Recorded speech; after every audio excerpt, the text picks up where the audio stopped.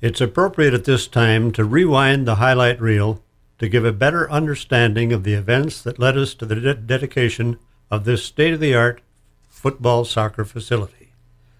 It all started with the first football game played by Minot State Teachers College. The date was October 24th, 1925. The coach was C.E. Bublitz. The only referee was W.D. Doc Allen, the coach at Minot Model Training School. The opponent was Bottineau School of Forestry, and the final score was Minot State 13, Bottineau nothing. The game was played on a field just north of the first dormitory on campus, Pioneer Hall. In 1927, Jim Coleman was hired as the athletic director and coach. One of his first priorities was to establish a permanent football field, and one of his players, Olaf Sigerseth, had a team of horses and a grader. They leveled the ground, removed the rocks on the site that was known for many years as College Field, and it was on the area now occupied by the Gordon B. Olson Library. The first game on that field was October 21st, 1927. That location would be the home of the Beavers for the next 37 years. Later, the college maintenance crew would erect a wooden grandstand on the north side of the field. Atop that grandstand, there was a small radio broadcast booth that was the first so-called press box on the campus. The first school in the conference to get a lighted football field was Minot State Teachers College.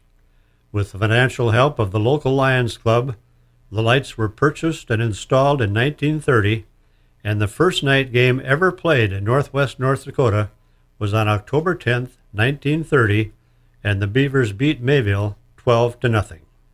Another innovation came in 1934 when a loudspeaker system was set up, and Caswell Mills, the football coach at Model Training School, explained the action on the field to the fans in the stands.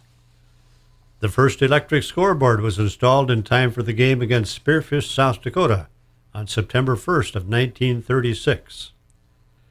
On October 8, 1955, College Field was named Allen Field to honor W.D. Doc Allen, who was the Beaver football coach from 1936 to 1942. Moving the football field to the current location came in 1964, and the first game played on that field was September 19th against Dickinson. For the next several years, a wooden press box was constructed and expanded, and finally the two-story press box was built and was in use until its demolition to accommodate the new grandstand in 2010. Back in 1947, President Swain hired a young man that had been coaching at Dickinson High School. His name was Herb Parker. Herb often told his friends that he coached all three sports, and on game days he had to put the chalk lines on the football field. For the next 36 years as a coach, athletic director, and dean of men, he would leave an indelible impression on the face of athletics at Minot State.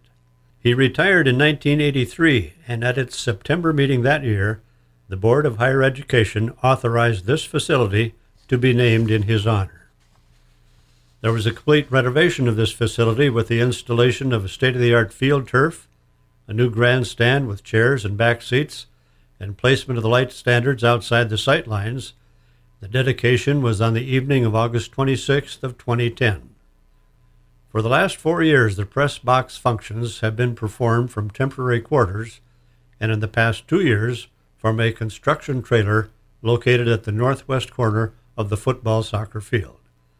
The new video scoreboard with TV replay capability was ready for use in the opening game of 2012.